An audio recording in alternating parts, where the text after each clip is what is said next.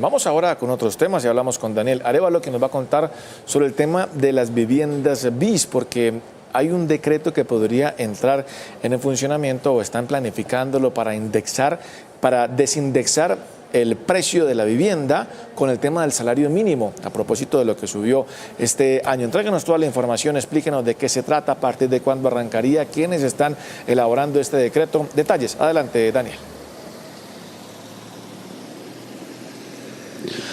Así es, Aníbal, nuevamente muy buenos días. Pues este decreto que se dio a conocer en las últimas horas es un borrador por ahora que se tiene para comentarios, presentado por parte del gobierno nacional, que buscaría cambiar todo el panorama en materia de la venta de vivienda de interés social. Ahí estamos viendo el documento que ya se dejó este fin de semana, como les indicamos, publicado para comentarios. Pero ¿qué cambios traería? Pues recordemos que actualmente los topes para ciudades principales como Bogotá en temas de vivienda de interés social es de 150 salarios mínimos mensuales legales vigentes. Con esto pasaría, y vamos a verlo a continuación en esta gráfica, a 135. Este sería el tope en todo el territorio nacional. Esto haría un cambio de 262.6 millones de pesos a 236.3 millones de pesos. Un cambio, pero que no aplicaría pues para todas las personas. Vamos a ver a continuación para quienes aplicaría y para quienes no, en caso de ser presentado por parte del gobierno nacional de manera oficial. Pues sí aplicaría para las nuevas separaciones o promesas que se realicen una vez expedido el decreto, y también para compras posteriores al mismo. A las personas que no beneficiaría pues este decreto sería para las separaciones o promesas ya firmadas, y también para los negocios que ya están en ejecución. Un panorama pues sobre todo que pone a la expectativa al área de la construcción. Nosotros hablamos con expertos sobre todo lo que podría presentar este decreto con este panorama que hay actualmente en el tema de vivienda de interés social. Es muy importante tener en cuenta que buena parte de los proyectos que van a ser entregados durante el 2026 son proyectos que se han venido concertando mucho tiempo atrás, en donde ya hay unas promesas de compra-venta, ya hay unos mecanismos fiduciarios estipulados, en donde las condiciones que se han pactado son ostensiblemente distintas a las que el gobierno nacional esperaría se cumplan de acuerdo a este decreto. En segundo lugar, es muy importante tener en consideración que el precio de la tierra en Colombia puede variar significativamente. Con esto lo que buscarían es evitar que el aumento del salario mínimo pues afecte a la compra de vivienda de interés social. Pero ¿cuál es el panorama actual? Pues hay una preocupación por parte, sobre todo las personas que ya están en ese proceso de adquisición de su vivienda propia. Nos encontramos con uno de estos casos pues para conocer todos los detalles. Sofía, buenos días, bienvenida arriba a Bogotá. Bueno, hace poco había realizado todo este proceso de la compra de vivienda. ¿Cómo está ese panorama actualmente? Muchas gracias, buenos días para todos. Actualmente pues tenía como mucha incertidumbre, puesto que yo llego con la compra de mi inmueble desde el 2024 y el año pasado me hicieron un ajuste dentro del precio. Entonces, claro, yo dije, claro, el 2025 fue así, seguramente el 2026 también va a ser lo mismo. Y cuando pues me enteré de la subida del salario mínimo, pues me asusté un montón, porque dije como es demasiado dinero y no sabía cómo de pronto subsanar ese excedente, ese dinero excedente inicialmente. Sin embargo, una buena noticia que llegó pues hace pocas horas, que se le dio por parte de la constructora. Sí, correcto. La constructora nos informó que ya iba a desligar el precio del inmueble a los salarios mínimos y ya va a quedar con un precio fijo de 244 millones. Inicialmente la proyección que ellos hicieron fue de 238. Entonces pues no fue mucho el aumento tampoco.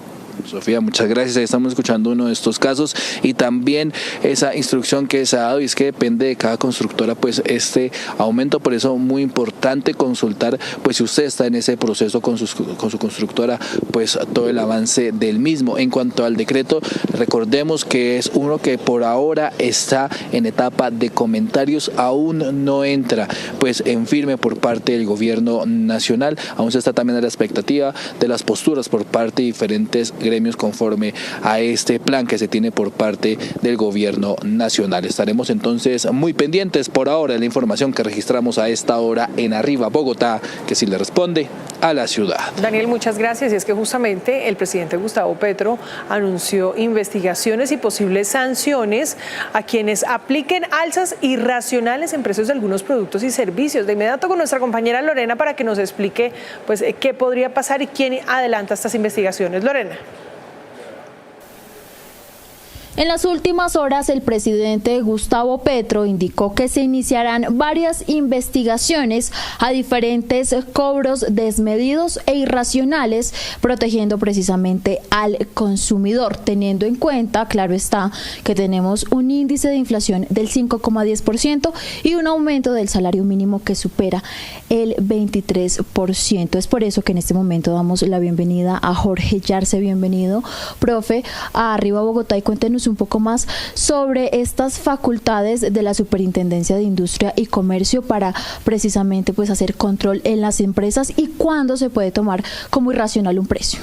Bueno, gracias por la invitación. La Superintendencia de Industria y Comercio en Colombia no suele intervenir en las empresas con los precios porque estamos en un mercado de competencia, de libre mercado, de libre competencia. Sin embargo, se pueden dar circunstancias en las que se determine que un precio es irracionalmente alto o irracionalmente bajo y que eso está afectando la libre competencia y el mercado. Cuando esto se da, la superintendencia inicia unos procesos administrativos en los que las empresas deben justificar sus precios con base en sus costos. Ahí es muy importante que nosotros no podemos desligar de los costos operativos de una empresa una parte muy importante que es la mano de obra, el trabajo de las personas. Y esto está fundamentalmente costeado con el salario mínimo en Colombia. Si el salario mínimo aumenta en una proporción tan importante como lo hizo en este año, pues es evidente que los costos de producción aumentaron en una proporción igual, lo que hace que mi producto final o mi servicio final también aumente. La superintendencia puede iniciar los procesos por orden presidencial, digamos, sí, no es una facultad directa, pero sí. Y en eso se le va a pedir a las empresas que justifiquen costos, pero pues el costo está justificado precisamente en el decreto del salario mínimo y en el aumento del 23.8%. Hay un ejemplo específico en donde algunas personas denuncian por redes sociales que se tuvo un incremento de aproximadamente 1.000 o 1.200 pesos en temas de transporte intermunicipal. Son casos específicos en donde sí, pues hacemos la comparativa con el tema del precio de la gasolina, se tuvo un incremento de 90 pesos. En ese caso, ¿cómo actúa precisamente el ente de control? Digamos, la situación va a ser exactamente la misma en la medida en que se presente una prueba real de que hay un precio artificialmente alto. Se hace un proceso administrativo y se le sanciona con multas. Ahora bien, volvemos a lo mismo, las escalas de valor. Un medio de transporte tiene el costo asociado no solo de la gasolina como lo expresas, sino también los peajes que ya están incrementando y el salario de los conductores y todo el personal administrativo que hace parte de esta empresa.